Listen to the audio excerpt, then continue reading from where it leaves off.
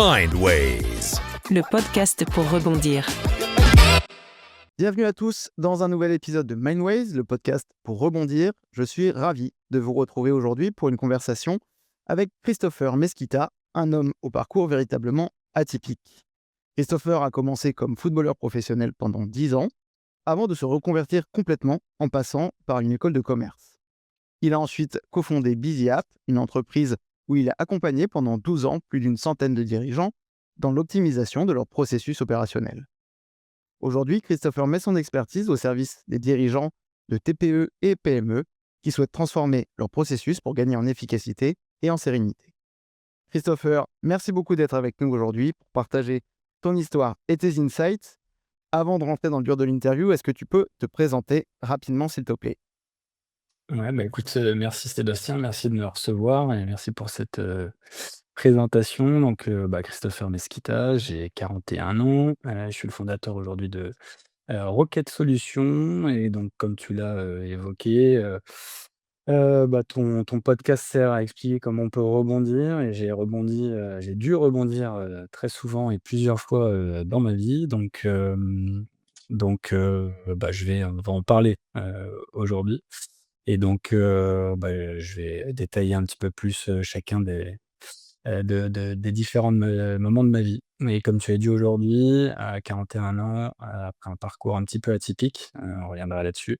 Donc, j'accompagne, des dirigeants de TPE et PME, principalement, sur de la transfo digitale et je me suis spécialisé, ça fait maintenant 15 ans que je fais ça, notamment au travers de mon expérience chez Bizaps, sur, l'automatisation de processus. J'ai une vraie passion pour ça et donc on reviendra un petit peu plus, en détail là-dessus, un peu plus tard.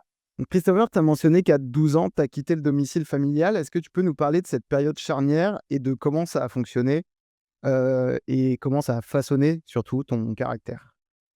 Ouais, disons que donc je suis dans le sport et dans le foot, en particulier depuis que j'ai l'âge de 5 ans. Ça, c'est une tradition un petit peu, familiale, hein, puisqu'on a mon frère joue au foot, enfin voilà, on a beaucoup de foot et donc j'ai eu la chance, d'évoluer au PSG depuis que j'ai l'âge de 5 ans, dans les toutes petites, catégories. C'est encore une fois le hasard, hein, puisque ma mère, travaillait à Saint-Germain-en-Laye et je voulais jouer au foot et ce qui est de base, c'était juste le côté pratique de la chose. Vraiment du pur, plaisir jusqu'à ce qu'effectivement, mon frère, 7 ans de plus que moi, il était éducateur donc voilà, on a baigné dans cette ancienne version du PSG, pendant très longtemps et donc à 12 ans, effectivement, c'est devenu un petit peu plus sérieux, puisque, on m'a proposé de faire des détections, dans l'élite, à l'époque enfin, qu'il est toujours, mais un petit peu moins, mais l'élite de la préformation de football. C'était très précurseur à l'époque puisqu'il fallait, démarrer à l'âge de 12 ans, ce qui, pour ceux qui ont des enfants, prendront conscience que partir de chez soi à 12 ans, c'est pas forcément très, très simple. J'ai eu la chance pour le coup, que mes parents acceptent, hein, parce qu'il faut, c'est énormément de alors je vais parler de mes sacrifices, de ce que j'ai pu vivre, mais on va dire que moi j'ai le côté positif de tout ça. Il faut avoir la chance d'avoir des parents qui vous accompagnent. OK. Faut vous emmener, ouais, c'est ça, il faut vous emmener à Rambouillet, tous les week-ends, venir vous chercher et cetera. Voilà, il faut avoir la chance d'avoir des parents comme j'ai pu l'avoir. Mais effectivement, partir à 12 ans, c'est pas simple. Ça te forge, on va dire, un caractère. Avec un peu de recul, tu te rends compte que tu as pas eu une enfance, comme les autres et donc voilà, tu y passes quand même, j'y ai passé de mes 12 à mes, 15 ans. Donc c'est vraiment, ta préadolescence, donc ça reste un internat, même si tu es dans l'élite du foot, ça reste un internat. Tu es avec, 90 mecs, donc voilà, beaucoup de testostérone et quand tu as 12 ans et que, ça va jusqu'à l'époque 16-17 ans, voilà, c'est la vie d'un internat. Donc tu forges ton caractère. Quoi. Ouais, ouais, c'est ça. Donc tous ces voilà, ça te forge un caractère parce qu'il faut montrer des dents, et en même temps, tu es là pour jouer au foot. Tu commences à réaliser que tu peux avoir une carrière et voilà, tu te mets dans le moule. Là, c'était officiellement, j'étais dans le moule, heu, c'est ça que je veux faire et je vais en faire mon métier. Parallèle de ça, c'est aussi une des forces de l'INF, c'est que, tu dois assurer l'école. Donc voilà, c'est vraiment un combiné. Tu vas en cours, jusqu'à 16 heures et tu t'entraînes tous les soirs. Et puis tu fais ça, Tu fais ça pendant 3 ans. Donc voilà, c'était une vraie belle première expérience, qui a, disons que la première année a été très dure. J'ai plus honte de dire qu'il y a quelques soirs où tu pleures tu appelles tes parents et tu dis: «Est-ce que tout va ça?» enfin, tu es à 2 doigts des fois d'arrêter. Mais tu as la chance d'avoir, un ballon, puisqu'à l'époque, on te donne un ballon avec tes initiales, donc c'est ton meilleur ami pendant un moment et puis, avec tes crampons et au final, bon, tu vis quand même, ta passion, à fond et voilà et puis après, au final, tu te lances et ça y est, tu dans le moule, on va dire. Tu dans le moule. Ouais. Après, c'est clair que, tout est pas tout rose, hein. On idéalise toujours ce genre de choses, mais on oublie l'autre revers de la médaille qui est tous les sacrifices que ça engendre. En préparant un peu l'interview, tu m'as écrit, que ton père spirituel t'a dit que ce qui se passe entre 12 et 15 ans détermine l'homme qu'on devient et du coup, en quoi cette philosophie s'est avérée vraie dans ton cas? Ouais, bah, effectivement, bah, alors mon père spirituel, je sais pas si mon père écoutera ce podcast, mais qu'il le prenne pas mal, mais effectivement, quand tu pars de ton domicile entre tes 12 et tes 15 ans, entre 12 et 15 ans, il faut bien que tu te rattaches à une figure paternelle et pour le coup, c'est notre coach, on en parle souvent avec tous mes copains de Clairefontaine, parce que pour le coup, tu y vas par génération ou même plusieurs générations et je les côtoie encore beaucoup. Bah, c'est notre entraîneur qui était Francisco Filho, donc qui est une star du ballon rond brésilien, qui a côtoyé Pelé et cetera. Pelé va plus parler que Francisco Filho, mais pour nous, c'est quand même, voilà, ça a été notre père et effectivement, il nous a toujours dit que, la manière dont on allait se comporter, la manière dont on allait absorber, tout ce qu'on allait apprendre, l'exigence, le fait de voilà, l'école et le sport, voilà, ouais, l'exigence, le respect, enfin, on a appris énormément de choses entre ces 12 et 15 ans. Le fait de jamais abandonner, comme je t'ai dit, il y a plusieurs moments où tu penses que c'est enfin voilà, tu en as marre, une mauvaise blessure, enfin, il y a beaucoup de choses, beaucoup de résilience déjà entre tes 12 et 15 ans et surtout la performance et l'excellence, tous les jours. Parce qu'en fait, c'est ça, qui fait la force aussi à l'époque de l'INF, c'est, l'exigence tous les jours, demander le meilleur de toi-même en permanence, la concurrence. Tu fais face à une concurrence puisque c'est tout simplement les meilleurs joueurs qui se réunissent au même endroit. Donc voilà, forcément, ça a un impact important. Finalement, vous êtes en compétition les uns contre les autres, Mmh. pour déboucher sur une carrière potentielle donc Exactement. vous êtes copains d'un côté, de l'autre côté, il y a de la concurrence, quoi. Ouais, ouais, ouais, c'est un mélange, mais c'est dans le sport de haut niveau, c'est un mélange, assez particulier. C'est parce que tu es une bande de copains et tu as en même temps, entre certains joueurs, une rivalité, parce qu'entre un défenseur et un attaquant, tu as peu de rivalité, mais voilà, donc c'est un mélange de tout ça et donc forcément, il nous a toujours répété que, bah, qu'il fallait prendre tout ce qu'il y avait à prendre maintenant et que ça allait, faire de nous, bah, des hommes un peu plus tôt, que prévu, mais que ça allait nous servir, tout au long de notre quotidien. Donc c'est, savoir, littéralement te relever une fois que tu es tombé, que ça soit sur le terrain ou après un mauvais coup, peu importe et cette métaphore, bah, tu la retrouves finalement, tout au long de ta vie. Donc ça m'a effectivement beaucoup servi parce que j'ai un parcours atypique, on en reviendra, mais ça m'a permis, bah, voilà, tout simplement d'avoir de la résilience à des moments où, c'est pas toujours, très simple. Ouais. Ce qui rejoint un peu la question, d'après, c'est quelles sont les principales, qualités et adaptations et sérieux, force de caractère que tu as pu développer du coup très jeune et qui te servent encore aujourd'hui? C'est un petit peu tout ce que tu disais, ce côté, résilience, de pas lâcher, Mmh. de s'accrocher quoi qu'il arrive, enfin de pas perdre de vue l'objectif, quoi. Bah, c'est ça. On a à chaque fois, on partait, à chaque début d'année avec un objectif, en tête. Enfin, on nous donnait un objectif, chaque année. Déjà, il fallait rester d'année en année, donc ça te donne un bel objectif parce que tu peux être viré. On a des copains qui ont quand même fait carrière derrière, donc l'un n'empêche pas l'autre. Mais voilà, tu as quand même l'objectif déjà de pas te faire virer, la première année, la deuxième année et d'aller jusqu'au bout de tout ça. Donc effectivement, on a toujours été, matrixés, si je peux, m'exprimer ainsi, sur, tu as un objectif et il faut l'atteindre et pour atteindre cet objectif, bah, tout simplement, tu as des paliers de progression. On avait des cycles, des thématiques, sur lesquelles il fallait qu'on progresse, et donc finalement, tout au long de mon parcours, ça a été ça, c'est, de me fixer des objectifs, de regarder ce qu'il fallait faire pour les atteindre. Après, je dirais que malgré tout et ça, c'est en tout cas moi, c'est mon mode de fonctionnement, j'ai eu la chance de toujours être plutôt capitaine de mes équipes. heu, depuis que je suis tout petit. Pas forcément parce que je suis le meilleur, c'est même pas le critère qui définit, le fait que tu sois capitaine ou pas. C'est plutôt ta capacité à emmener les hommes. Ouais, c'est ce que j'allais dire. Ah Mmh. voilà, Quoi. c'est ça, c'est ça et du coup, j'ai toujours eu un bon feeling avec mon coach, parce que j'ai cette capacité à absorber ce qu'on me donne et à le retransmettre et j'ai toujours eu ce plaisir d'emmener des équipes, l'équipe quand tu es capitaine, tu l'emmènes, donc tu as la motivation, tu as le discours d'avant-match, tu as, être vraiment le lien entre ton coach et les gars et donc tu absorbes aussi les critiques du coach, puisque là, tu fais toujours une analyse un peu plus approfondie quand tu es capitaine, tu prends un peu plus sur la gueule que les autres, mais voilà, enfin, c'est tout ça qui finalement, tu le retrouves, derrière dans ton parcours. Tu plus pour toi aussi, du coup?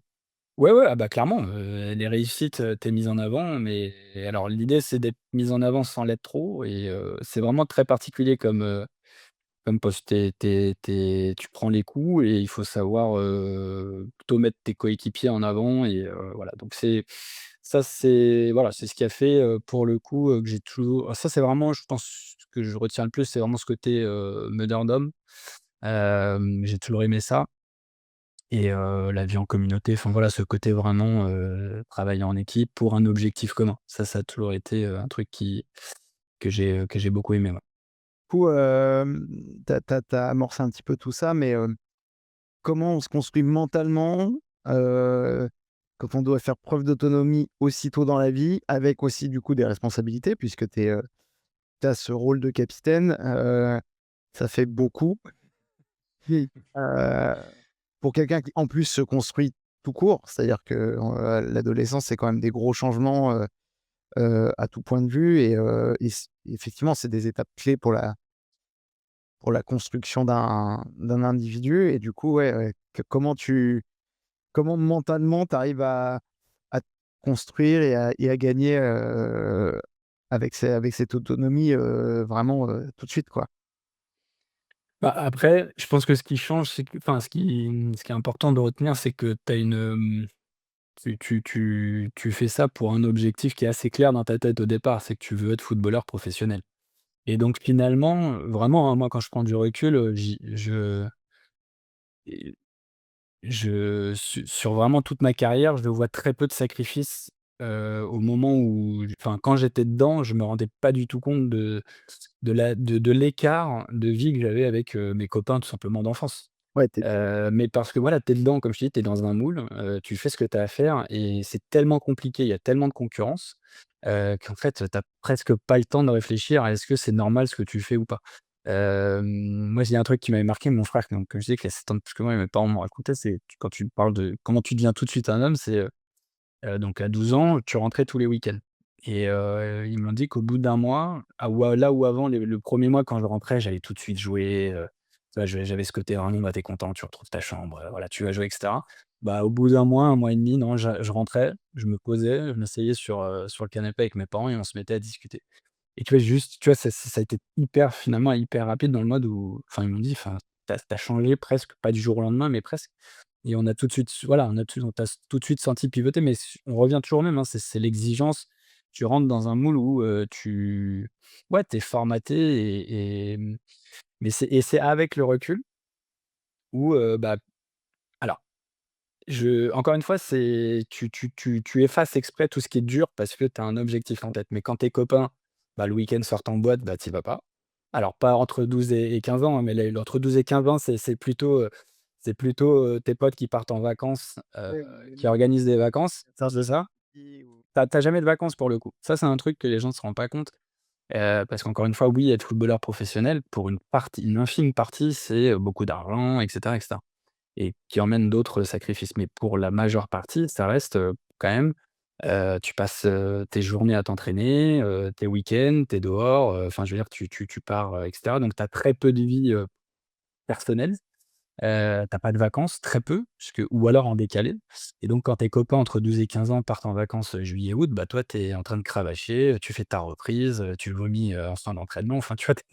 Tu te rends pas compte, mais c'est ouais, c'est dans ces moments-là et après en grandissant, bah, c'est, tu vas pas en boîte parce que tes copains y vont. Enfin, voilà, tu as une certaine rigueur mais encore une fois, Je te dis, ça a été assez naturel dans le sens où tu te mets dans un moule et tu as un objectif qui est très clair et de toute façon, c'est tellement compliqué que si tu dérives un petit peu, bah, le sport est cruel et je l'ai vécu d'ailleurs, hein, le sport est cruel et tu es vite mis de côté. Donc c'est aussi ça qui t'oblige à très vite devenir un homme, même à l'âge de 13 ou 14 ans. Ouais, non, mais de toute façon, mais c'est des similitudes qu'on voit, chez tous les sportifs de haut niveau et ma femme étant danseuse, professionnelle, je sais très bien, Pareil. je vois très bien, le même mood. Le schéma est globalement le même, et on voit la même chose chez les gros entrepreneurs avec des succès assez fulgurants. C'est pareil, Mmh. ils sont, la tête dans le guidon, peu importe ce qui se passe autour, ils perdent pas l'objectif, quoi. Donc faut s'accrocher. Ouais, parce que j'ai reconnecté avec mes copains d'enfance, mais il est vrai que tu es tellement dans un moule que pendant un moment, t'en reviens p parce que tu te recrées aussi des copains et que avec le même objectif et c'est voilà, c'est mais oui, oui, que ce soit le sport, enfin le foot ou moi j'ai pas mal d'amis qui ont d'autres, sur d'autres de qui ont fait du sport à haut niveau sur d'autres, avec d'autres sports ou peu importe, comme ta femme dans la danse, c'est la même exigence en fait. C'est vraiment ça qui t'emmène derrière à, bah, prendre les choses un peu différemment,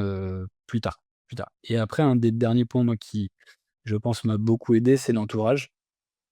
Je reviens souvent, je t'avais dit que j'avais eu la chance que mes parents m'accompagnent, pour tout ça, mais derrière, mon frère, enfin, j'ai beaucoup de gens, mon cousin, j'ai des gens qui sont très, très proches de moi et qui m'ont toujours accompagné, dans les bons et les mauvais moments et pour le coup, je l'ai vu, il y a des gens qui sont pas très bien entourés. Et ça joue aussi dans ta construction et dans le fait que, bah, tu te sentes aussi que t voilà, si tu tombes, il y a quand même des gens qui sont là pour te retenir et ça, ça fait quand même une grosse différence. Ouais, Grosse différence. t'accompagner, t'aider à relativiser aussi dans les moments compliqués, quoi.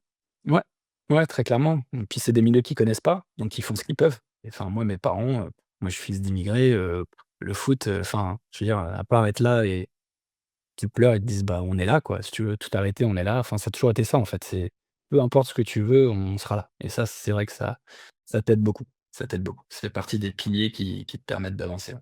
Ils ont été tes modèles ou mentors qui t'ont guidé pendant ces années de formation? C'est une bonne bah, alors je te cache pas que je vais en revenir à Francisco Filho, mais pendant très longtemps, on vivait le foot, au travers de lui, quoi. Enfin, je veux dire, c'était une bible. Enfin, pour le coup, ça c'était une bible du football en termes surtout de formation, donc on a bu ses paroles, jusqu'à aujourd'hui. J'avais pas prévu d'en parler, mais je refais partie d'une académie de foot avec des copains de Clairefontaine.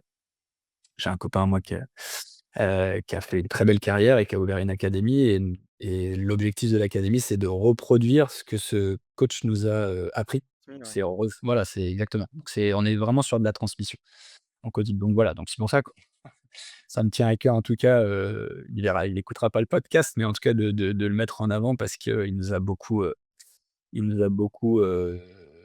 aidés et beaucoup transmis et après moi je suis la génération, tu sais, j'ai été à Clairefontaine pendant la coupe du monde 98. C'est vraiment ma dernière année et donc on était là-bas pendant que les Bleus y étaient, quoi. Donc alors après ils ont viré tout le monde de Clairefontaine quand c'est devenu sérieux, hein, donc on a dû, libérer les mais pendant très longtemps, sur toute la phase de préparation, il y avait les Bleus, enfin on était dans l'environnement.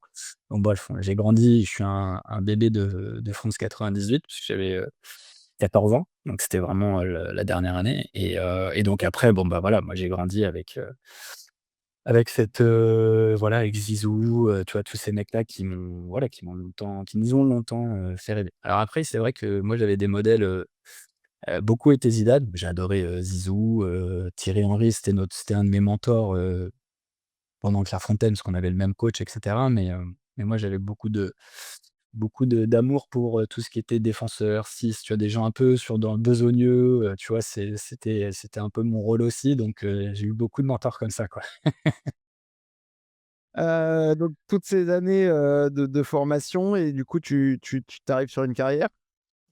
Est-ce que tu peux nous parler des moments, les plus marquants? Ouais, bah, écoute, il y a eu quelques-uns. Bah, alors l'effet marquant, c'est, bah, quand tu signes ton premier contrat, tu vois, tu as ta première prime de signature, ça à l'époque, c'était quand même, ça fait quand même beaucoup de choses. Puis, bah, pour le coup, quand j'étais, au PSG, on ça nous arrivait, de nous entraîner avec les donc moi j'étais dans la jusqu'à la réserve, professionnelle du PSG. Donc tu commences à vraiment côtoyer, donc quand tu fais tes premiers entraînements, et tu bon, ça va pas parler à tout le monde, mais tu côtoies certaines stars. Moi, il y avait Ronaldinho, Didier Okocha à l'époque, au PSG, donc tu les côtoies, régulièrement et cetera. Donc c'est tes premiers voilà, ton vreme 1 contact avec le monde, professionnel, donc c'est assez marquant. Et après, bon, je suis parti à l'étranger, au Portugal. Donc ça aussi, je suis franco-portugais. Même si j'ai joué en équipe de France, en étant junior, enfin entre mes 15 et mes 18 ans, c'est pas encore officiel et il est vrai que, alors il y a toujours des sujets sur les binationaux et j'en fais partie et que, voilà, je briguais la sélection, portugaise, voilà, il y avait un côté aussi fierté, rendre fiers les parents, tu vois? Il y a beaucoup de choses, hein, qui rentrent en compte quand tu fais certains choix, pardon. Donc voilà, il y a eu quelques événements comme ça qui ont été marquants. Donc c'est vraiment le premier contrat, tes premiers gros matchs, que tu vas faire, des premiers matchs aussi devant du public, devant des caméras, et c'est des choses qui forcément, te marquent, en tant qu'homme puisque Ça fait beaucoup de premières fois. ouais, ouais, bah, j'ai en fait, ouais, pendant plein d'années, il y a plein de fois où c'était première fois et c'est vrai que ça fait beaucoup à encaisser, chaque année. Et après, là où je te dis où le foot est brutal, c'est que et tu vois, c'est là où tu alors c'était probablement après une je vais anticiper, peut-être des moments d'après, mais quand tu dis: «Qu'est-ce qui te forge?» et cetera, c'est que, bah, je suis parti justement à l'étranger, donc au Portugal et juste 1 an et c'est comme ça s'est pas passé exactement comme je l'entendais. Je suis revenu en France et ça, c'est le lot, du c'est très, très français comme attitude, mais quand tu pars, on t'oublie. C'est assez lunaire comme concept, mais bah, tu vois, à l'académie, on en reparlait avec certains de mes copains qui même aujourd'hui, beaucoup de jeunes tentent l'aventure à l'étranger et ça se passe quand ça se passe bien, tant mieux. Quand ça se passe un peu moins bien, cherchent à revenir. Alors je sais pas qu'est-ce qui je ne pourrais pas te l'expliquer, mais quand tu quittes le circuit français, quand tu reviens pour, t'y remettre dedans, c'est très compliqué. Donc je suis parti avec un niveau professionnel de la France et je suis revenu, c'était comme si, il fallait que je reparte presque, tu vois, à zéro quoi. Ouais, c'est ça. Donc j'ai rebondi en CFA, en national, donc c'est un niveau entre amateur et professionnel. Mais une fois que tu es là-dedans, bah, tu sais plus quand est-ce que tu vas en sortir. Tu vois? C'est pour ça que je vous dis que le faut faire attention à ce qu'on voit, parce que ce qu'on voit du foot, du sport à haut niveau, je vais même parler alors je connais principalement le foot, mais du sport à haut niveau. C'est qu'on imagine, on idéalise beaucoup de choses, mais faut vous dire que chaque année, votre situation, elle est remise en compte, d'accord? Donc Ah oui, ouais. même que Incroyable, hein, on le voit dans d'autres sports plus médiatisés, mmh, tu regardes la Formule 1, moi je suis, fan depuis très longtemps, quand tu vois comment certains se font dégager, et il y a pas de sentiment quoi, non, tu es pas là, dehors, point. Voilà, bah, c'est ça. on prend un autre, de toute façon il y en a 500 devant la porte qui attendent que ça donc C'est exactement ça. C'est exactement ça, le la place au sentiment, ça a été un point, moi je suis, très famille, je suis très, c'est un peu pour le coup, ça c'est aux antipodes de ma manière de fonctionner. Tu vois? Même la concurrence malsaine, il y en a, je la comprends et j'étais dedans, mais tu vois, moi c'est ça, le côté, et pour le coup, c'est partout pareil. Je veux dire, peu importe où tu vas, c'est pas que tu as un numéro, mais si à un moment il faut se débarrasser de toi ou si tu es blessé ou si tu un manque de performance, salut, au revoir et peu importe ce que tu as fait, avant. Là, encore une fois, je te parle pas de l'élite, du football, je te parle vraiment du 80-20, tu vois? Voire, 90-10. Donc ouais, ouais, c'est assez brutal. Franchement, c'est un milieu, qui est assez brutal. Je sais pas si tu as vu il y a le film de Jamel Debbouze qui, sur l'envers du décor du monde professionnel là qui vient de sortir.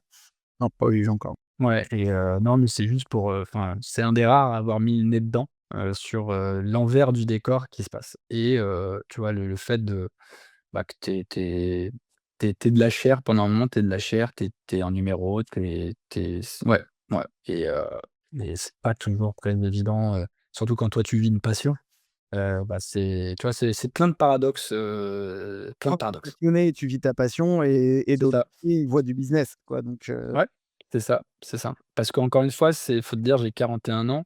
C'est pas ou sans vouloir faire le vieux rabat-joie, mais c'était une époque où, l'argent était moins prédominant, dans le football. Parce qu'il faut mettre ça en parallèle avec ce qui se passe aujourd'hui, c'est que les sommes qu'on gagnait à l'époque sont pas du tout les sommes au même âge que les enfants gagnent aujourd'hui. Donc c'est pour ça, tu avais beaucoup plus de place à la passion que de te dire, «Je fais ça pour être millionnaire». Vraiment, j'insiste là-dessus et et pas tout qu'on avait la voilà et donc tout ça, hein. mais par contre dans le foot, c'était déjà, le business first, quoi et donc voilà, c'est encore une fois une dichotomie entre, ce que toi tu vis depuis, que tu as, 12 ans et tout les claques que tu peux te prendre, durant ton parcours, quoi.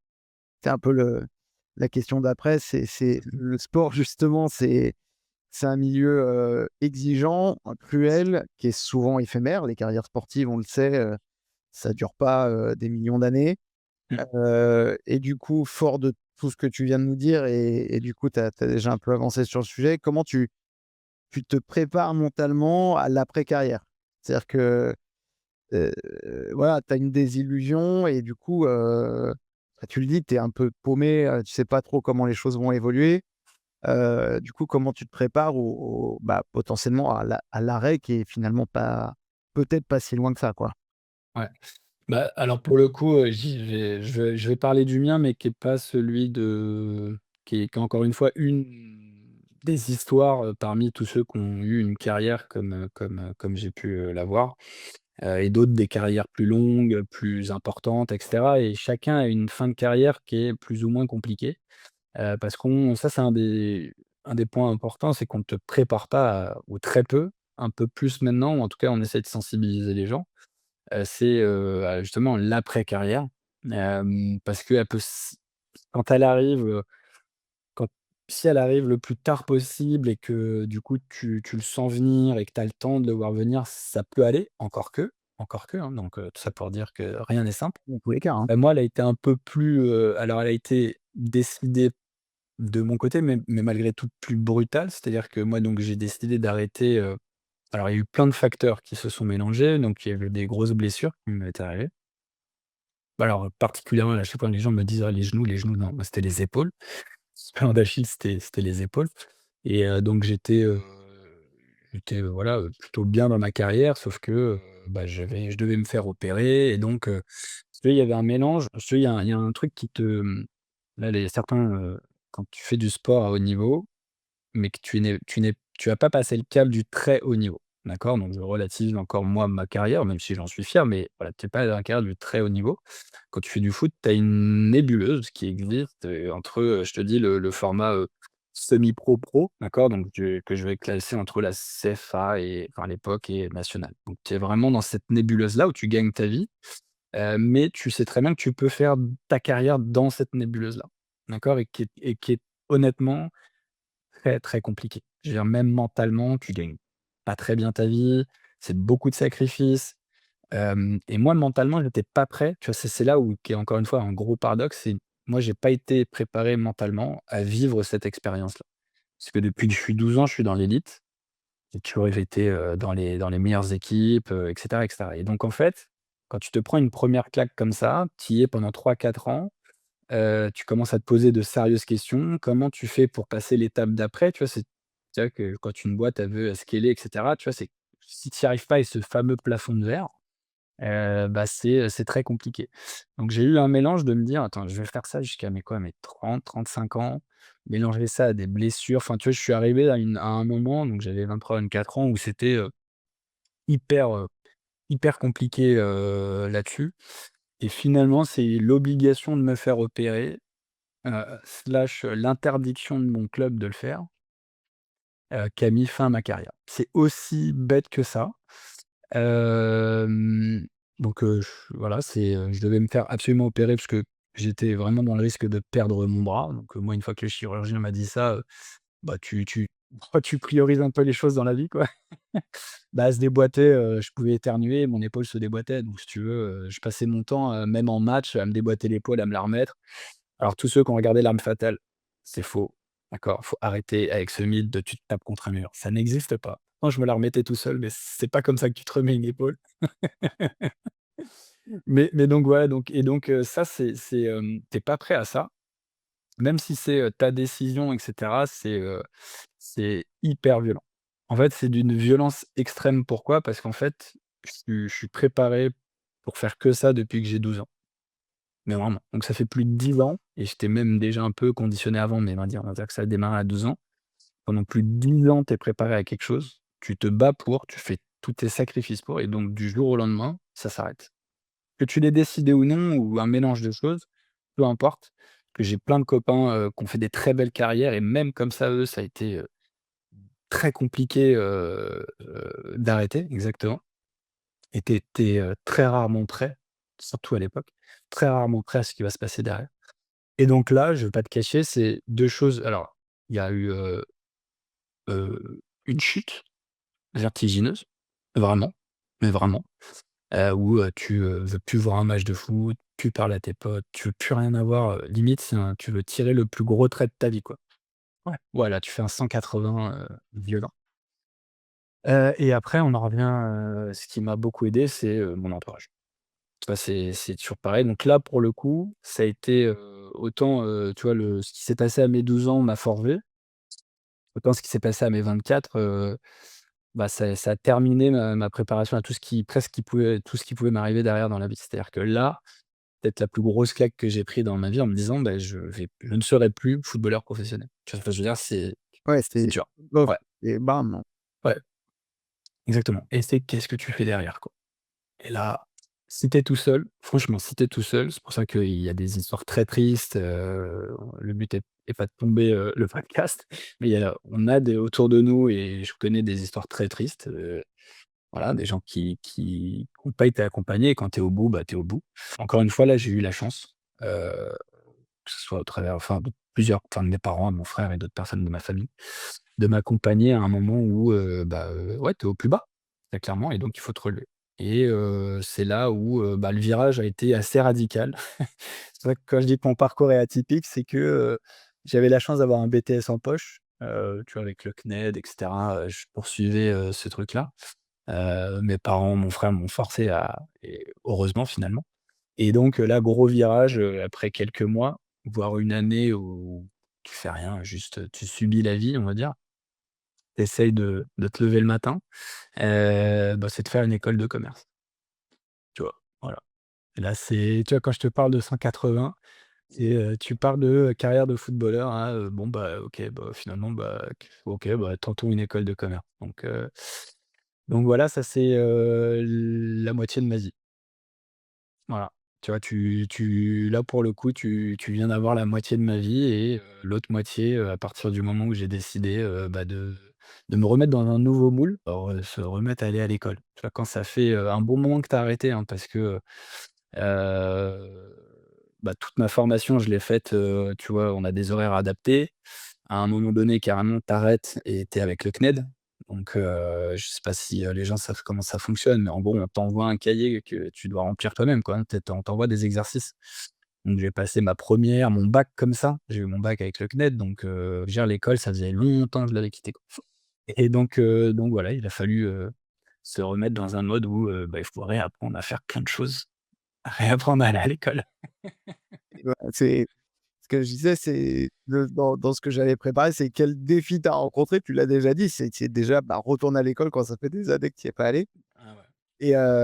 et du coup, quelles compétences, alors grâce aussi à la mentalité acquise au sport, tu as pu transférer, du coup, de cette école de commerce jusqu'au monde des affaires aujourd'hui, quoi? Bah, déjà, tu sais que tu es capable de relever des défis. Tu es capable de, repartir de zéro. Parce qu'en fait, c'est ça, hein, je dirais que moi, mon parcours aujourd'hui, c'est, tu vois, dans les boîtes, on parle souvent, des boîtes ont pivoté, parce que ça fonctionnait pas ou parce qu'il y avait un plafond de verre. Enfin, il y a plein de boîtes qui ont pivoté, ils faisaient quelque chose au début, ça marchait pas et une fois qu'ils ont fait le pivot, ils ont cartonné. Donc ça, c'est, voilà, ça fait au niveau d'une entreprise, je parle pas forcément de ma carrière, mais disons que le vrai truc, c'est de savoir repartir de zéro et encore une fois, de te donner un objectif. Là, une fois que je l'avais décidé, pour le coup, j'avais l'objectif de réussir, d'aller jusqu'en master, 2, enfin voilà, de réussir une école de commerce. Et j'ai toujours aimé, pour le coup, j'ai toujours aimé un peu le digital, avec mon frère, on montait nos propres ordis, pour jouer à Call of et cetera. Donc voilà, on faisait des LAN, donc j'étais un peu geek sur les bords en plus du sport et donc j'avais un peu cette trajectoire de me dire: «Tiens, il y a quelque chose à faire», pour aller chercher, une nouvelle passion en fait, hein. Je marche beaucoup par passion, et donc voilà, et c'est, objectif. Qu'est-ce qu'il faut faire pour atteindre cet objectif? Et donc bah, écoute, c'est là où c'est intéressant, c'est que c'est vraiment, je pense, c'est cette capacité, cette résilience à te dire, ce qui paraît insurmontable l'est pas forcément, ou en tout cas, tu te donnes les moyens d'y arriver. Donc, bah, j'ai réussi à avoir, donc j'ai fait mon école, de commerce, tu vois? Comme quoi la roue, est faite que enfin la roue tourne et des fois c'est positif. C'est là où j'ai rencontré ma femme. Enfin, tu vois? Après c'est d'autres histoires que tu racontes et aujourd'hui, enfin, tu vois? J'ai 2 enfants, je suis heureux. Enfin, tu vois? C'est pour ça qu'encore une fois, chaque parcours, mérite d'être vécu et il faut pas, je regarde très peu derrière moi, ça me sert beaucoup, mais je regarde très peu derrière moi. Même si j'ai vécu un an très difficile à l'arrêt de ma carrière, j'ai très sincèrement très vite rebondi et je suis passé à autre chose. Et une fois que j'ai décidé de passer à autre chose, bah, j'ai pris ce qu'il y avait de positif dans ce qui m'est arrivé. Bah, tu vois, c'est tout bête, mais typiquement, ça m'a permis typiquement de me payer mon école de commerce. Tu vois, c'est bête et tu vois, c'est des choses que tu démarres pas non plus, voilà, enfin, c'est plein de petites choses comme ça, j'ai un réseau, j'ai plein de copains, qui ont réussi, enfin, tu vois, ça fait partie de ma vie. Et derrière, bah, nouvelle passion, le digital, donc tu vois, tu te remets à fond. Moi, j'ai toujours eu une âme d'entrepreneur. J'adore entreprendre, j'adore écouter les gens qui entreprennent, j'ai toujours aimé ça. J'ai toujours été assez fan des gens qui étaient capables de, bah, tout simplement de monter un business, peu importe le business, hein, mais vraiment, j'ai toujours aimé ça. Des gens qui se lancent, tout simplement, qui osent et ouais, exactement, qui font et du coup, donc bon, en sortant d'école de commerce, j'ai bossé, en agence digitale, mais très rapidement, j'ai voulu avoir mes propres clients. Donc j'ai monté, à l'époque un statut, d'auto-entrepreneur et très rapidement, une fois que j'avais, acquis un petit peu d'expérience malgré tout, parce que bon, c'est bien beau de vouloir entreprendre, mais il faut quand même pouvoir apporter de la valeur à tes clients. Mais j'ai très rapidement sur des choses un peu basiques, mais des créations de sites internet, recherche du SEO à l'époque et cetera ou de l'AdWords, j'ai tout de suite voulu avoir, mes propres clients en parallèle de mes activités. Voilà, j'avais cette âme d'entrepreneur et donc on va dire 5 ans après, l'école de commerce, heu, j'ai pu monter sur le projet, Bizaps, que j'ai co-créé et donc c'est pareil, c'est parti d'un brainstorm, autour de enfin, on m'a proposé un concept, d'application. Donc l'idée, ne vient pas de moi, en tant que tel, mais voilà, on m'a proposé un mock-up et autour d'un verre de vin, un peu de fromage, l'aventure a démarré comme ça. Donc voilà, pareil, en parallèle au départ, comme beaucoup de business, hein, tu le démarres tu plusieurs business en parallèle. Donc à l'époque, j'avais 3 business en parallèle, donc c'était assez chargé. Mais donc j'avais, ma vie de directeur de projet en agence, j'avais mes clients que je devais suivre et le lancement de Bizaps.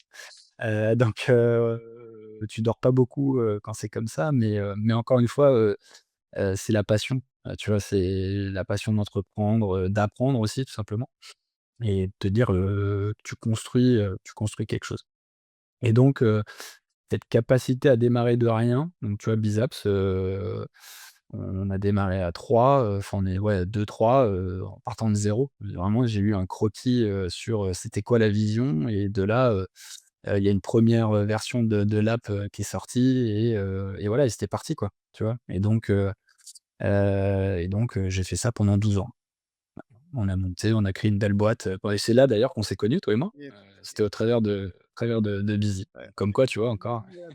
Pour avoir testé beaucoup d'applis, en long, en large, en travers, dans tous les sens pour essayer d'optimiser mes tâches et j'ai toujours pas craqué le code mais Mmh. parce qu'après il y a d'autres contraintes aussi qui sont liées aux C'est entreprises ça. parce que quand Ouais, bien sûr. c'est voilà, faire attention à ce qu'on fait et alors, aujourd'hui encore plus avec les IA et tout donc Mmh. c'est compliqué. Moi maintenant je bosse aussi dans des choses où je gère des informations sensibles donc forcément ça complexifie un peu les choses, mais très bonne application. Je vous invite à les ça facilite grandement la vie.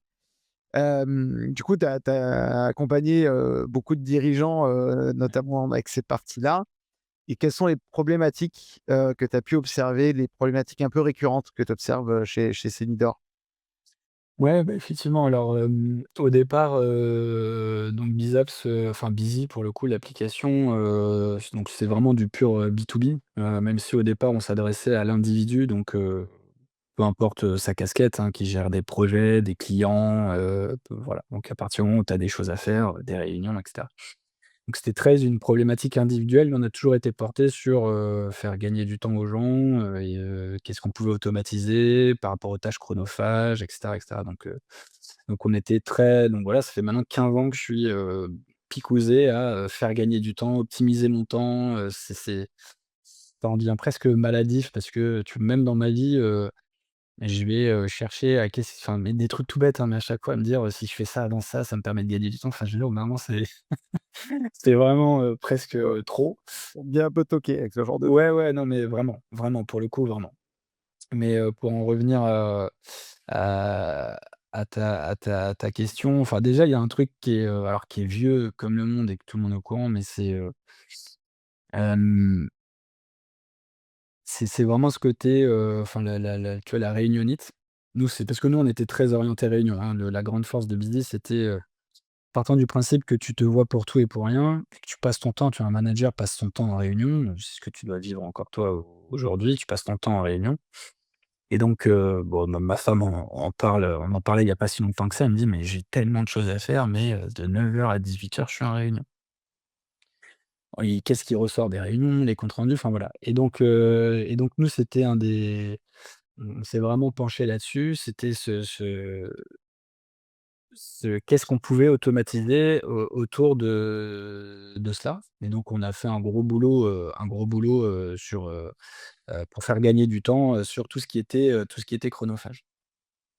Et donc alors le paradoxe quand tu mets, des choses en place comme ça, c'est que tout le monde veut gagner du temps, d'accord? C'est quand tu dis aux gens: «Est-ce que ça vous intéresse de gagner du temps, pour faire quelque chose qui te prend, peut-être 2 jours, si je te permets de le faire en 1 heure?» Alors tout le monde va te dire oui, mais vraiment tout le monde, vraiment tout le monde. Il y a pas de sujet. Et en fait, si tu te rends compte, bon après 12 ans de ça, c'est que changer les habitudes des gens, c'est une tannée, mais vraiment une tannée. Quand tu as des mauvaises habitudes, te réussir à changer, c'est très compliqué. Je peux y arriver, donc je mets un effort quand même assez important, je peux y arriver. Tu pars une semaine en vacances, tu peux être sûr que non mais tu la difficulté elle est là, c'est que les gens, reprendre ces mauvaises habitudes, nous ça a été un combat de tous les jours. C'est-à-dire que je suis capable d'optimiser ta gestion de ta boîte mail. J'optimise, comment tu qu'est-ce qui se passe pendant et après, après tes réunions. Je gère, optimise tes tâches. Enfin, vraiment on est sur le reporting. Tu optimises tout ce qu'il veut comme ça et ben même comme ça, les gens reprennent leurs mauvaises habitudes. Tu vois? J'ai plein de gens, qui revenaient sur leur cahier. «Ah ouais, mais ça me rassure». En fait, le truc, c'est que en période de stress, moi, c'est vraiment un truc qui m'avait, assez choqué, c'est que quand tu es dans un mood, tu vois, tu déploies la solution. OK, on a nos bonnes habitudes, OK, c'est bon, on met les choses en place et cetera. Et puis après, petit à petit, tu sais, le quotidien, de tes projets reprend un peu le dessus. Donc, c'est bien beau, tu as fait ton déploiement, on a un nouvel outil, c'est top, on a vu et cetera. Mais derrière, dès que le stress revient, tout ça, ah, les gens, ouais, tu sais quoi? Moi, mon notebook, il me rassure, et donc du coup, en fait, là où je te dis que, bah, tu vas gagner, X heures parce que tu as déjà fait les choses dans le système, bah, les gens, non, tu reviens puisque tu reprends tes notes, tu les enfin, voilà. Et donc ça, c'est un combat qui est quand même assez, enfin, qui a été assez, assez impressionnant et très dur, en tout cas de combattre ça.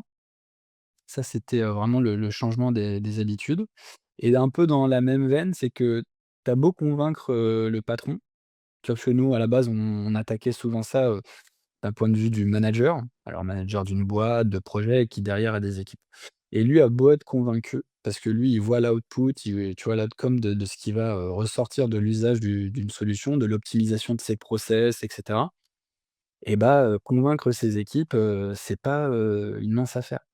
C'est vraiment, assez hallucinant, de voir ça parce que, bah, tu vas changer les habitudes de tes équipes, ça plaît pas beaucoup. Tu vois un peu plus ce qui se passe, donc tu vois, tu peux un peu moins aussi te cacher. Tu vois, tu rentres vraiment dans des problématiques, très souvent humaines. C'est ça qui est fou, c'est que Humain, hein. exactement, c'est tu mets en place des solutions, tu mets en place des outils, des workflows, des process, mais tu vois, tu viens après te confronter à l'humain qui est ce qu'il est et donc qui est réfractaire, quand tu changes ses habitudes, bah, ça plaît pas. Ah oui, mais là, attends, là, c'est des big brothers, là, ça y est, tout le monde sait ce qu'on fait et cetera. Enfin, tu vois, tu es confronté, donc ça aussi, ça a été très compliqué, c'est que c'est pas parce que tu as convaincu le patron que pour autant c'est gagné.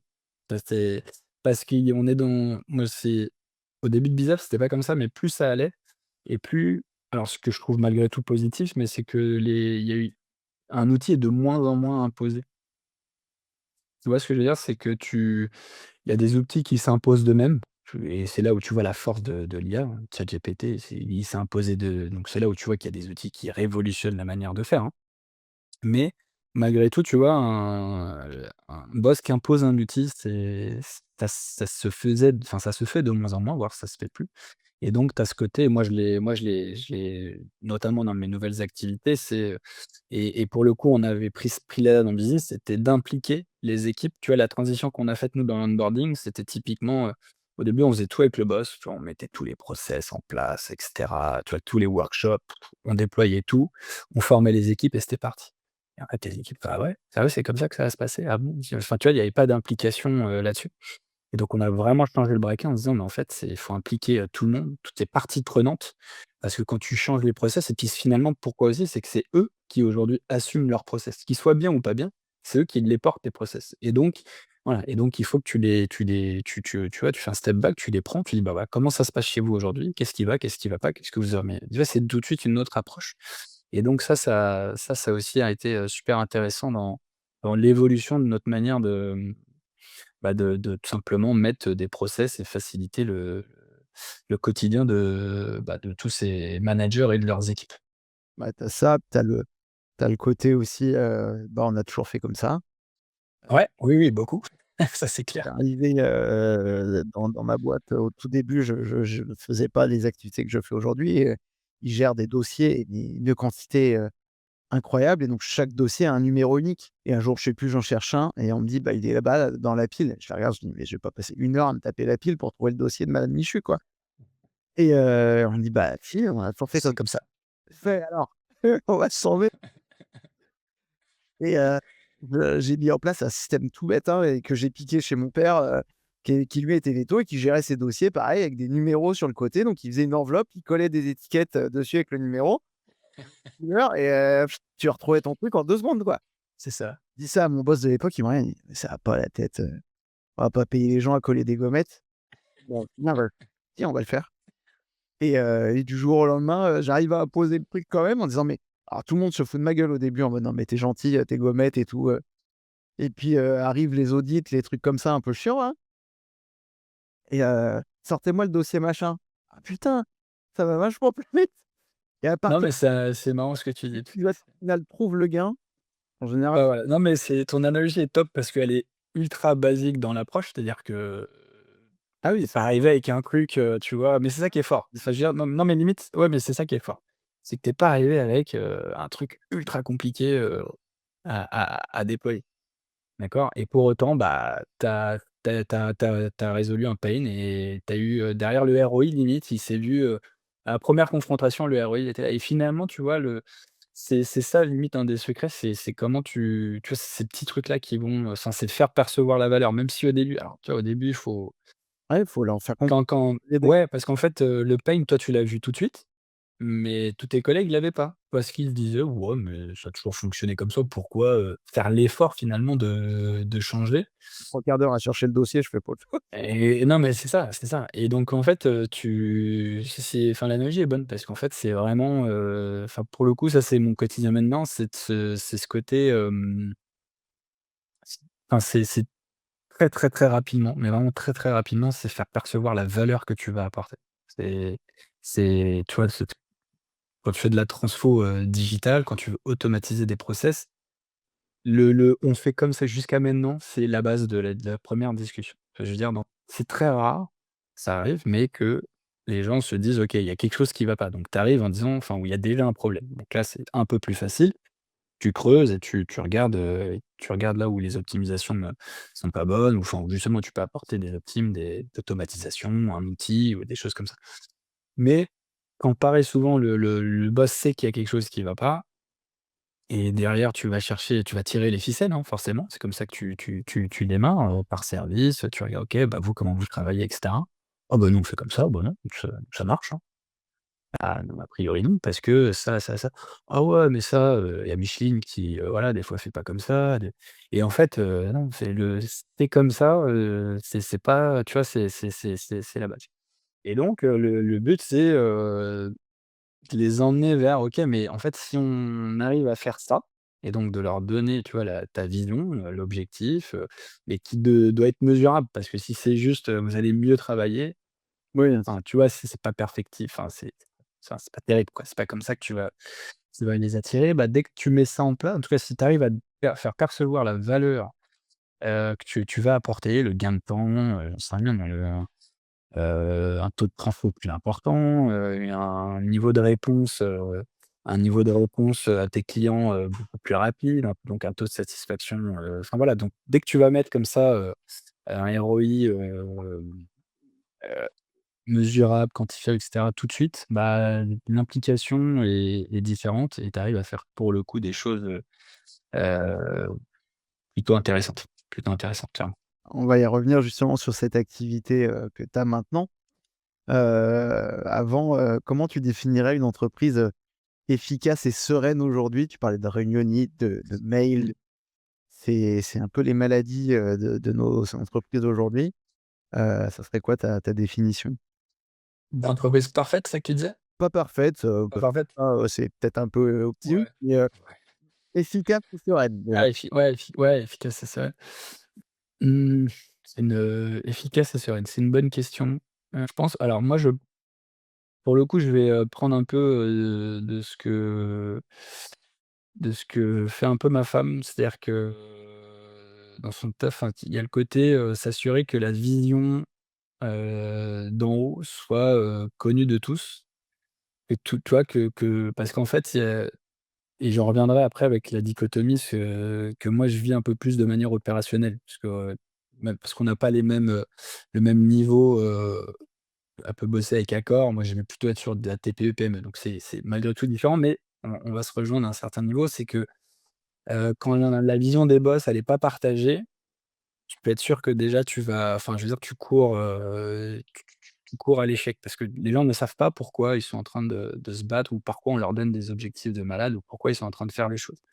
Donc moi, ce que j'ai toujours aimé, même, au niveau de Bizav, c'est que, la transparence sur, sur les objectifs que les fondateurs, vont avoir.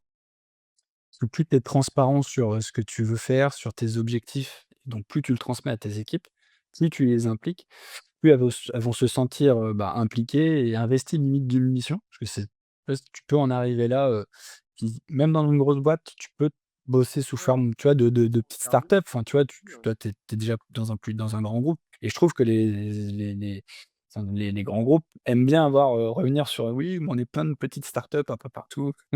Tu vois, essayer d'avoir cette logique-là pour attirer du monde. Donc moi, je dirais que, je trouve que ça, c'est important, parce que ça met alors pas tout le monde au même niveau, hiérarchiquement, mais au moins sur la connaissance, et sur la vision de la boîte, je trouve que c'est super important et après, dans l'idéal, c'est, bah, tu vois, c'est de faire le boulot nécessaire pour que Tu vois? Top down et bottom up, quoi, tu vois? Pour moi, ça, c'est quelque chose qui, je trouve est assez, enfin, te permettre d'avoir une boîte qui est assez sereine. Après, encore une fois, en fonction de la taille et cetera, c'est plus ou moins réalisable, mais je trouve que ça te permet d'avoir, ce côté un peu serein. Moi, je le vois beaucoup et beaucoup dans moi. Moi, j'ai moins de réunions parce que, bah, j'ai rebasculé dans un monde, un peu plus seul, mais même quand on est monté jusqu'à 15, on se battait pour qu'il y ait le moins de réunions possible. D'accord? En tout cas, les il y avait des plages réservées, pour éviter justement, si tu parlais des réunionites, pour moi, c'est un fléau parce que, c'est tu avances pas beaucoup, quoi, tu vois? Et j'invite les gens à regarder, tu Amazon, tu as quelques boîtes comme ça qui ont sorti des, hem, des templates de réunion ou qui ont imposé des formats de réunion pour justement éviter que, bah, on se voit à 15, pendant 4 heures et il ressort rien de la réunion, quoi. Et donc, ils avaient obligation d'avoir, tu sais, il y avait un objectif dans la réunion, c'était timé, il y avait l'heure, enfin, tu vois, c'est des choses assez basiques, heu, pour ce genre de choses. Mais après, pour parler des heures et on n'a pas le temps, mais, moi déjà, en tout cas, je trouve quand pour un peu, ce côté, tu es un peu serein et que les choses se passent bien, je trouve que voilà, c'est que tout parce que du coup tout le monde, enfin tout le monde pousse, de la même façon, enfin avec un objectif commun et on sait pourquoi on le fait. Et après ce qui est bien aussi, c'est qu'il faut que les gens portent des sujets. Je trouve que ça, c'est important, nous on avait, moi, tu vois, à chaque fois que j'ai des gens dans mon équipe ou j'ai eu des gens dans mon équipe, ils portaient un sujet et tu le portes jusqu'au bout. Je suis là pour t'aider. Si tu as besoin, on peut le porter, mais tu portes le sujet. Et ça, c'est pareil, c'est le côté, responsabiliser les gens dans ce qu'ils ont à faire. Ça les fait progresser, ça les responsabilise et bah, c'est comme tout, hein, quand tu as des responsabilités et que tu as le sentiment de porter quelque chose, de concret, bah et que tu le présentes, enfin, tu vois, moi, Ouais, je ne présente pas le boulot de mes équipes. Enfin, moi, tu vois, c'est quelque chose où je l'ai vu faire, des fois, je le vois faire en réunion.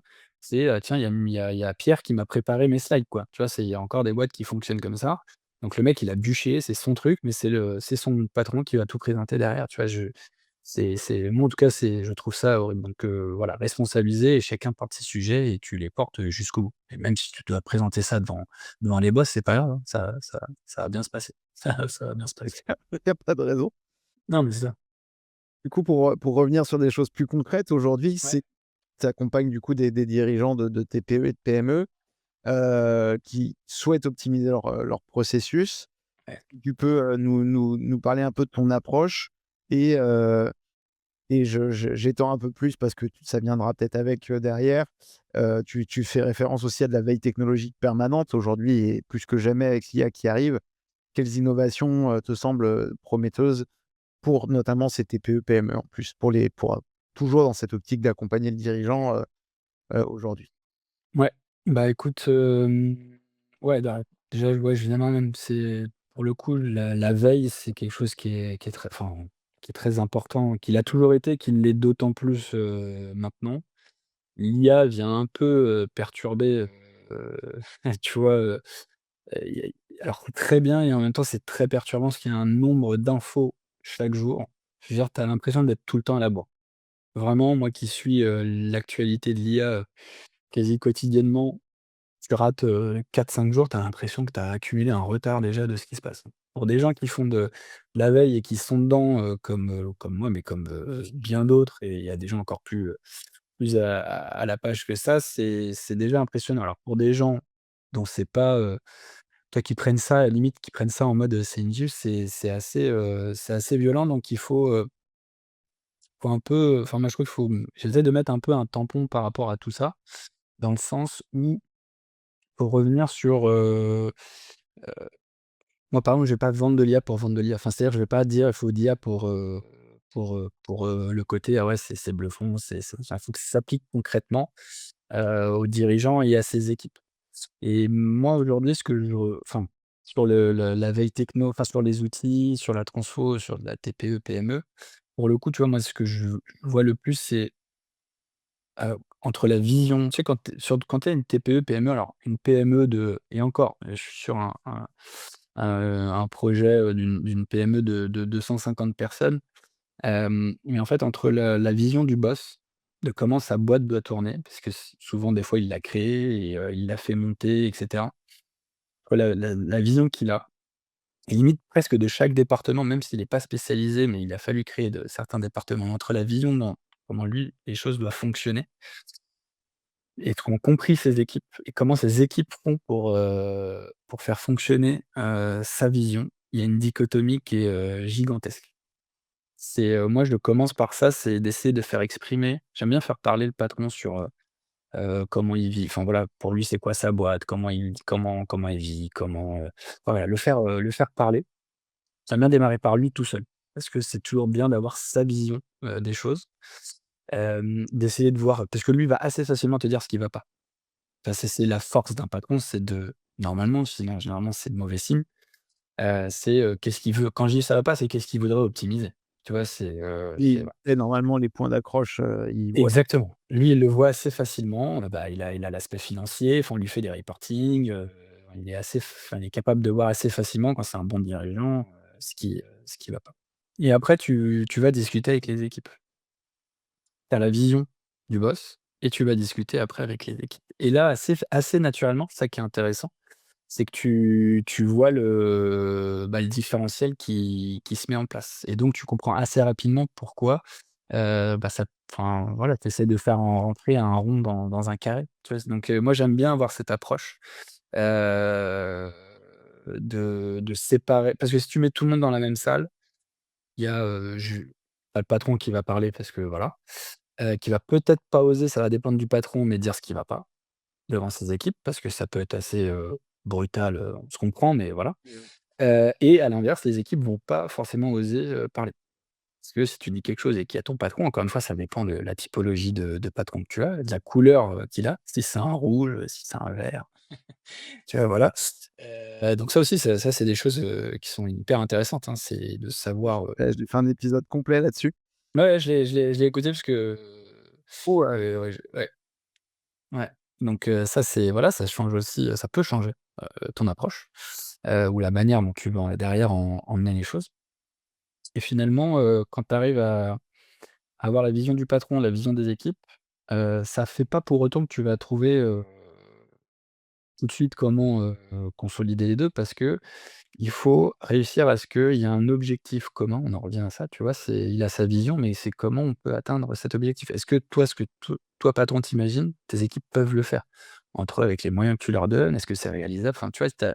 Tu vas, bosser là-dessus. Après moi, je suis vraiment dans l'automatisation de processus, donc je suis là pour, poser les process actuels qui sont en place, quand il y en a et bah, comprendre pourquoi ils ne fonctionnent pas. Un des enjeux, hein, c'est que très souvent alors ce qui est normal, mais ils sont des fois c'est là où tu te rends compte, c'est que finalement, «Ouais, mais attends, on en a discuté». C'est les patrons, c'est: «Ouais, mais on en a discuté de ça». Attends, c'est quoi? C'est tes process, c'est parce que tu en as discuté et que enfin, tu vois, c'est tout ça, hein, que tu vas creuser. OK, bah, on a mis un Excel en place. Ah ouais, donc ton process, c'est un fichier Excel que les gens doivent suivre. Enfin, tu vois, tu as plein de choses comme ça et et du coup, tu lui fais aussi comprendre que, la vision qu'il a lui, il l'a pas bien partagée, bien comprise à ses équipes. Et donc c'est tout ce travail-là comme ça que tu mets en place, et derrière, tu peux avoir, des outils qui viennent t'aider en fonction de la problématique, qui a été perçue. D'accord? Je te donne deux-trois exemples par rapport, et donc l'outil qui va venir, qui vient en face.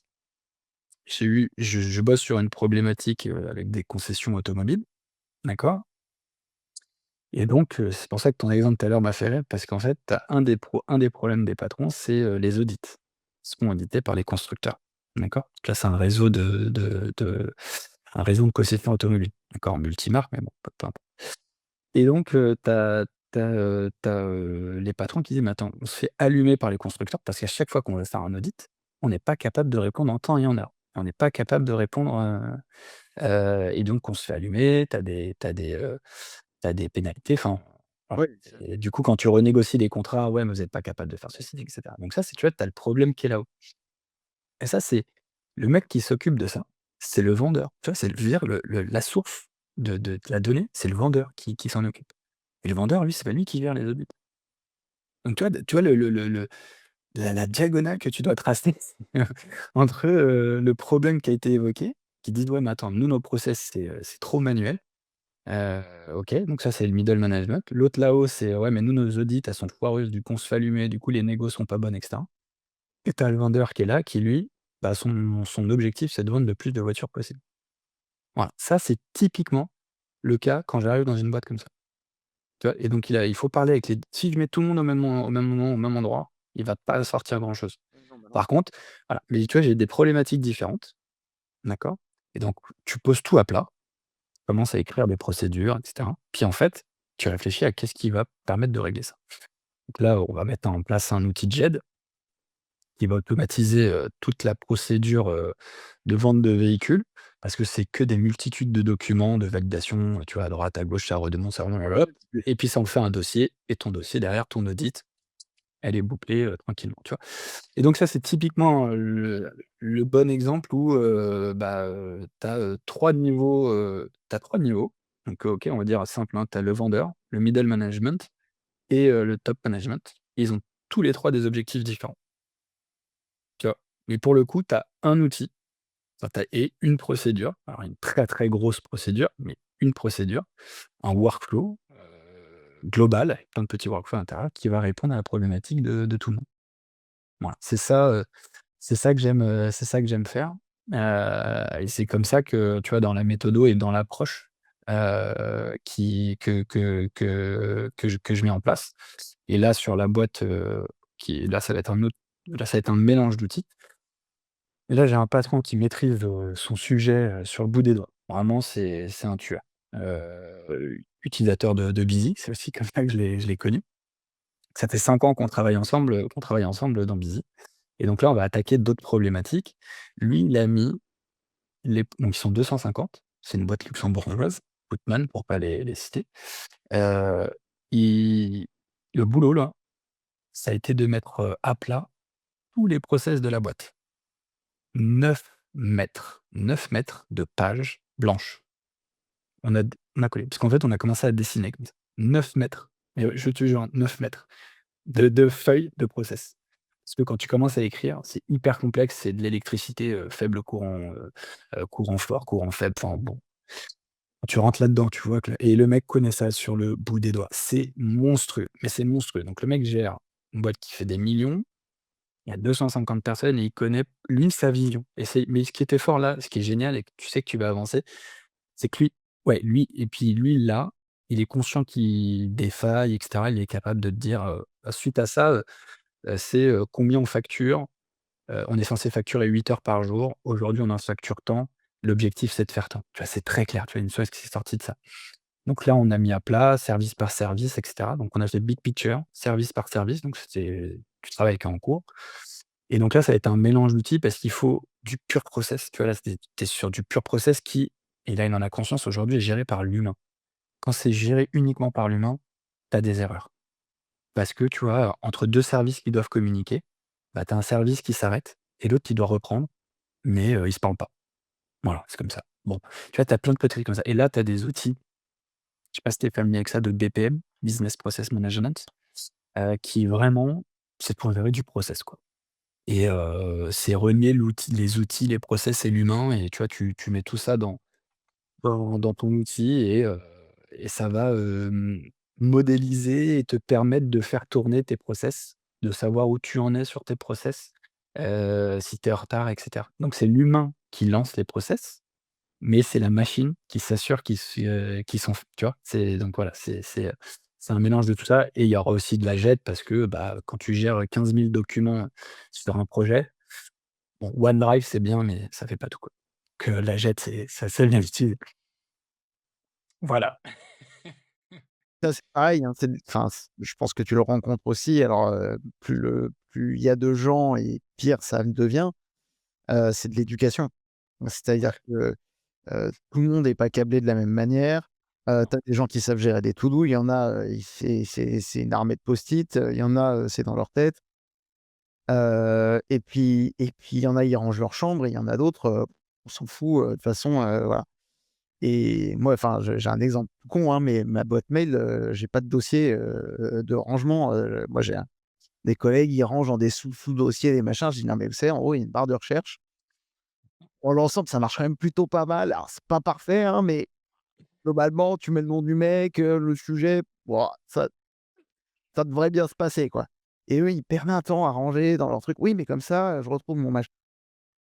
OK, moi, j'ai 2 dossiers, en cours archive, quoi. Ouais, ouais. Non, mais c'est ça fait partie, tu vois, des alors après, tu vois, il y a des études là-dessus, parce qu'en fait, tu as plein de syndromes. Tu vois, moi, par exemple, je me bats contre ça, mais j'ai le syndrome de la boîte vide, boîte mail vide, tu vois? Je c'est comme ça, tu essaies de lutter contre, mais je ne supporte pas d'avoir des mails non lus dans ma boîte mail. Tu vois, c'est comme ça. Alors après, j'ai mis des choses pour faire face à ça et donc moi, un mail, heu souvent une action à faire. Donc tu vois, bah, au travers de Busy, j'expliquais beaucoup aux gens comment gérer leur boîte mail et heu et donc il y a une action derrière et donc s'il y a une action, c'est que ça doit être logué quelque part. Parce qu'un mail non lu ne te dit absolument rien, tu vois? Donc c'est tout ça, tu vois? C'est bon, après ça, on est sur de la micro-productivité, mais je vois bien ce que tu dis, hein, c'est ouais, ouais, mais Ah ça, c'est dramatique. Tout le monde partage tout, dans tous les sens. C'est pas rangé. En c'est fait, ça. une espèce de gloubi-boulga de trucs. Enfin, et Ah non, mais bah, tu vois, la JET, par exemple, c'est nous, on fait pas mal de projets de JET, notamment pour ça, parce qu'en fait, la force d'une JET, c'est que tu ne t'organises pas. Parce que les gens parce qu'en fait, tu as autant de façons, limite, d'organiser, tes dossiers qu'il y a de personnes. Et donc, partant de ce principe-là, c'est que tu vas être rigoureux. Il se passe quoi dans tes OneDrive? C'est qu'il y a une ou plusieurs personnes qui vont être chargées d'essayer de mettre une hiérarchie, une structure en place, d'accord? Qui va tant bien que mal essayer de fitter à tout le monde, où tu vas imposer, la hiérarchie. Ça tient un moment et en fait, tu vas commencer à dupliquer des docs, il va y avoir des shadows orga, à l'intérieur. Elle est pas parfaite parce que, bah, ouais, mais toi, tu as un angle par projet, moi, j'ai envie de rentrer par pays, enfin, tu vois? C'est un bordel, ça et donc ça, c'est aussi, hein, ça, c'est des problèmes qu'on voit assez souvent. Et donc là, typiquement, pareil, une GED, c'est top parce que les belles GED et les bonnes GED qui ne t'organisent alors tu peux mettre en place des dossiers si tu en as envie, si tu veux te faire plaisir, mais le principe, c'est que la GED organise et structure les documents pour toi et après tu les retrouves, un peu ce que tu disais avec ta boîte mail, tu as des recherches, tu as des métadonnées, tu as l'IA maintenant qui fait que derrière tu retrouves tout, à partir de centaines de critères et donc tu as plus à t'embêter, avec tout ça. Plus tu mets des process de validation, de correction, de plein de trucs en place, pour automatiser, après là, tu rentres plus dans du process métier. Heu, typiquement, la concession, enfin le groupement de concession automobile, c'est dans cette logique-là, quoi. Mais ouais, à l'humain, compliqué. et appréhender les autres, pourquoi pas un autre domaine. On arrive à la fin de l'épisode. 2 questions pour finir. Si tu pouvais parler à ton moi de 12 ans, qu'est-ce que tu lui dirais? Tu vois, quand je bah, tu sais, je t'ai dit que je regardais rarement vers l'arrière, donc là, qu'est-ce que je pourrais lui dire, à mon moi de 12 ans? Non, peut-être d'encore plus profiter de la fin, en tout cas de prendre ouais, de plus profiter, de prendre conscience de la chance que j'ai eue de vivre ce que j'ai vécu. Je pense que ouais, je lui dirais d'encore plus profiter franchement, j'ai été quand même chanceux. Moi, enfin, encore une fois, même comme ça avec, je peux te lister plein de choses, plein de sacrifices, hein. Alors on va pas refaire tout le débat, mais ouais, mon moi de 12 ans, je lui dirais Ah, de kiffer. ouais, alors je lui donnerais peut-être, des numéros de loto, si je les sais. Ça peut être sympa. Ça peut changer un petit peu la vie, c'est toujours agréable. Non, mais voilà, je lui dis: «Non, non, profite de ce que de ce que tu vas vivre là sur les 10 années qui arrivent». Ça reste honnêtement, ça reste incroyable de pouvoir vivre de ta passion pendant autant de temps. Honnêtement, c'est une chance, que peu de gens bah, la chance d'avoir et donc voilà, je lui dirais juste, kiffe et prends conscience de la chance que tu as, quoi. Et 2e question, c'est comment définis-tu le succès aujourd'hui après toutes ces vies professionnelles que tu as pu avoir? va être un peu bateau. Moi, moi, le succès, c'est vraiment quand on me dit merci ou quand je vois que ce qu'on a mis en place fonctionne et que le ROI, est validé. C'est parce que, tu as toujours cette crainte que, malgré tout, enfin, je veux dire, tu l'évoquais, j'avais une réunion, ce matin avec un de mes prestats aussi, on apprend tous les jours. Pourtant je discute avec un mec brillant, qui a vendu 2 boîtes, le mec est brillant, il a fait du coaching et le mec te dit encore qu'il apprend tous les jours. Donc ça, je trouve que c'est donc du coup, quand tu es dans ce mode-là, bah, tu es content que, ouais, ça marche. Merci et voilà, pour moi, le succès, il est là et après pour une approche, moi, en tout cas, beaucoup plus personnelle, parce que là, c'est enfin, tu vois, la réussite, de mes projets, c'est assez bateau, mais voilà. Moi, aujourd'hui, ma réussite, c'est, pour le coup, de trouver mon équilibre. Et donc aujourd'hui parce que c'est pas quelque chose qui est simple et donc je tente, parce que ça fait qu'1 an que je suis, à nouveau, heu, maître à 100 de mon quotidien, voilà. Non, mais c'est de trouver l'équilibre pro, perso, de choisir aussi tes projets. Ça, c'est un truc qui tu vois, je te parlais de l'académie, c'est quelque chose que j'aurais jamais pu faire avant. Là, je prends la liberté, à une semaine de vacances, de